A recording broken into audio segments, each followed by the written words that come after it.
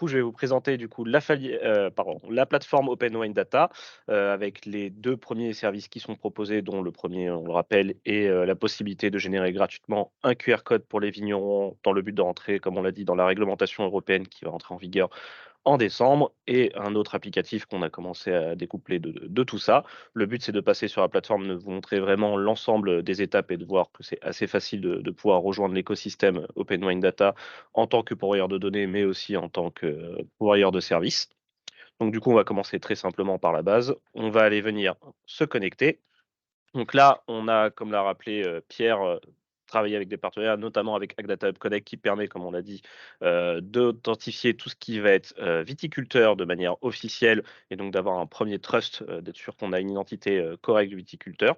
Ou alors on va pouvoir, bien sûr, créer un compte un peu plus classique si on est, quelqu'un d'autre qui n'est pas un viticulteur ou tout simplement un viticulteur qui n'est pas encore, la solution Agdata Hub Connect. Donc on va venir créer un compte, quelques informations très basiques, une adresse mail, qu'on va appeler par exemple webinaire 1 www.fr et un mot de passe, tout ce qu'il y a de plus classique.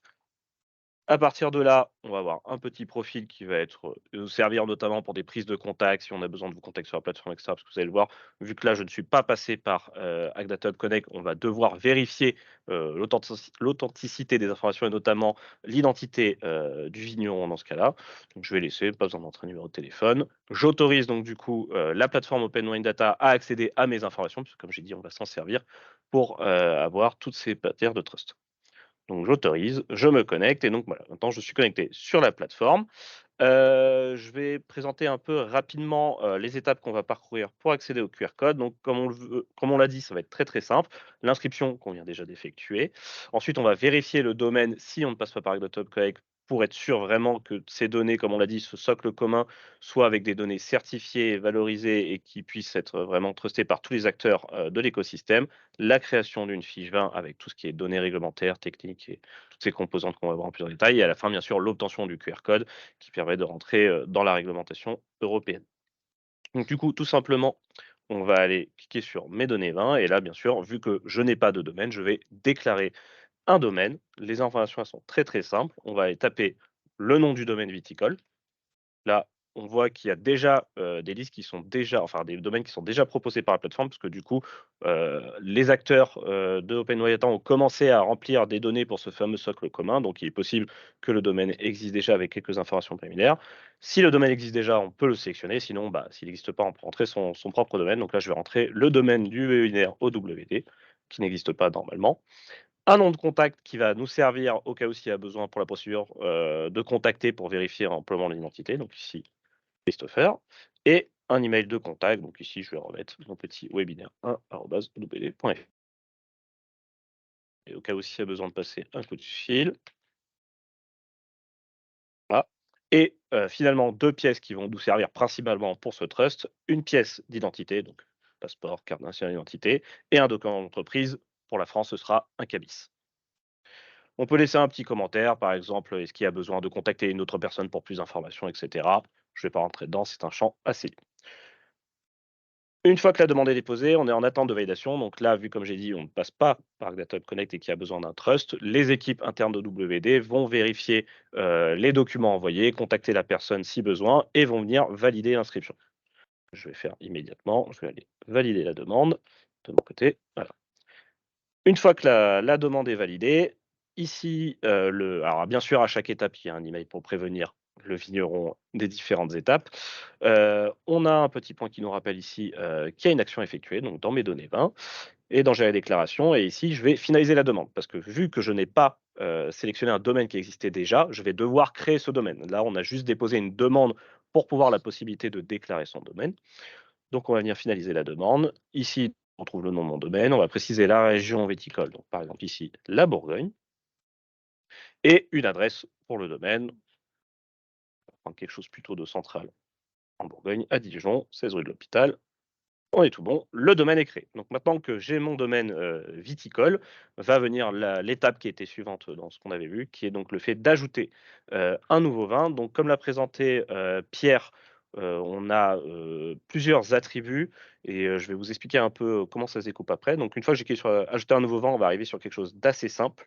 Tout d'abord, ce que je vais faire pour vraiment bien illustrer l'exemple, c'est que je vais mettre mes étiquettes. Donc on va prendre l'étiquette avant et la contre-étiquette, très simplement. Je reviens un petit peu en amont sur le QR code. Il y aura la possibilité, de rentrer un GTIN qui va influer le QR code et je vais revenir juste dessus juste après, mais donc du coup, je vais en profiter pour rentrer le GTIN qui, pour rappel, est, le numéro de code barre que vous pouvez trouver sur les bouteilles lorsque vous êtes distribué en grande distribution procuré par GS1. Un millésime, donc du coup ici, j'ai, un Chablis, de 2019, donc je vais rentrer. Il est possible de rentrer des bouteilles non millésimées en cochant cette petite case. Le domaine ici, c'est mon domaine à moi. Si j'avais plusieurs domaines, parce que je peux être un vigneron qui possède plusieurs domaines, je pourrais choisir dans quel domaine je veux déclarer mon vin. Le nom de la cuvée, donc ici, c'est une cuvée, tout simplement vieillie, tout simplement. La couleur de mon vin, c'est un vin blanc. En appellation, c'est un chablis. Ici, le degré d'alcool, ce sera 13. Si le vin est tranquille et effervescent. Ici, on va avoir tout ce qui est élevage. Est-ce que c'est, en cuve ou sous bois? Donc ici, on va dire que c'est 100 en cuve.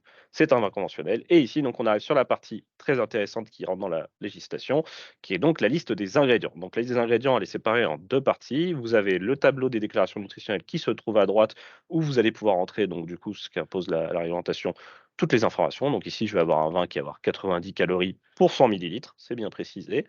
Pas d'acide gras, pas d'acide saturé. En glucides, on va avoir 9 grammes de glucides, 2,7 grammes de sucre ajouté dans ces glucides et en protéines, 0,1. Il y a des garde-fous, au cas où si vous rentrez des mauvaises valeurs. Par exemple, si ici j'essaie de mettre 2 grammes de protéines, voilà, je ne vais pas vous apprendre le métier, mais tout le monde sait que le vin n'est pas reconnu pour ses qualités, pour les protéines. Donc du coup, voilà, on a des garde-fous pour certaines valeurs.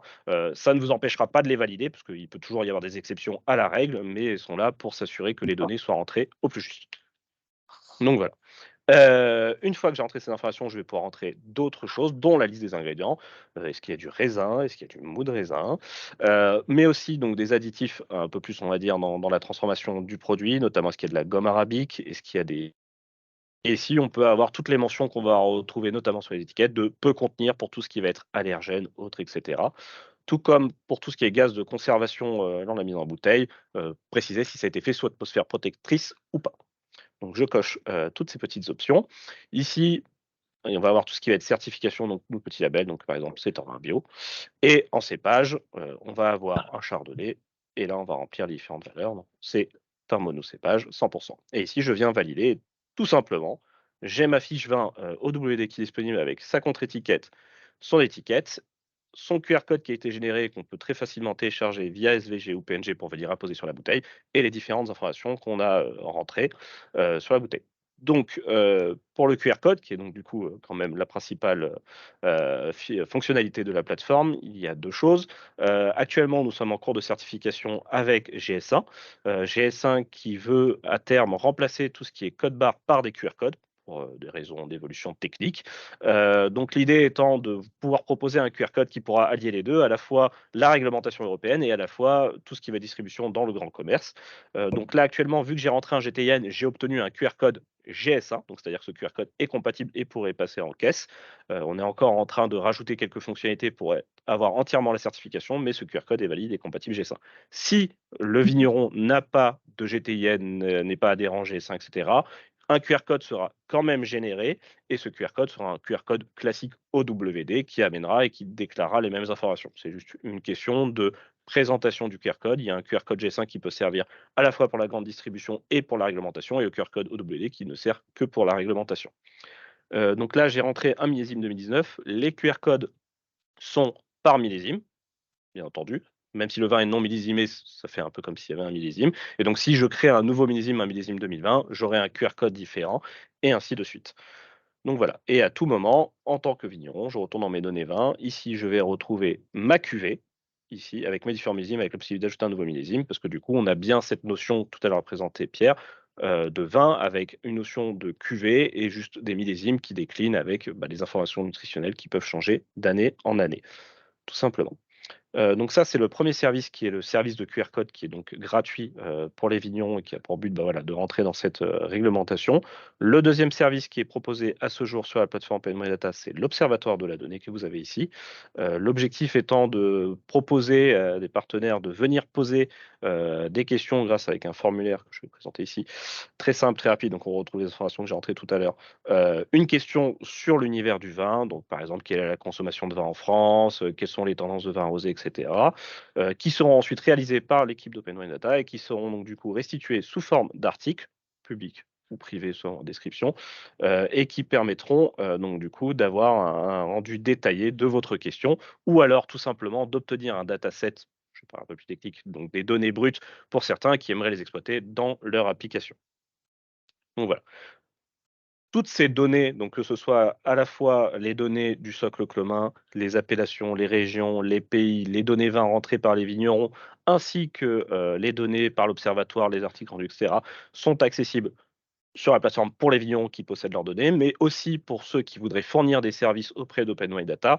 Il y a un accès programmatique avec la catégorie catalogue qui permet, grâce présenté précédemment à notre partenaire AgDataHub, d'accéder à toutes ces données de manière programmatique sur le catalogue Open Wine, API Agro, excusez-moi.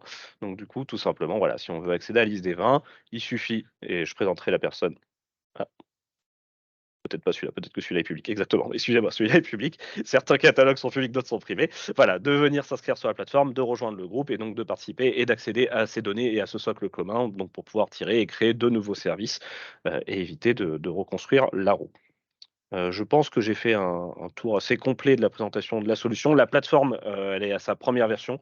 Il y a encore des évolutions à faire, que ce soit au niveau de la réglementation GS1 où on a encore quelques détails à aménager, mais aussi bien des données vins. On essaie d'améliorer l'interface pour que ce soit le plus clair et le plus possible pour les vignerons. Si vous avez un doute et que vous voulez tester la plateforme, je rappelle que tout est gratuit pour le moment et vous pouvez retrouver, il y a une petite vidéo tutoriel juste en dessous des 4 étapes qui permet de faire un rappel d'un peu toute la démonstration que je viens de proposer. Merci de votre attention.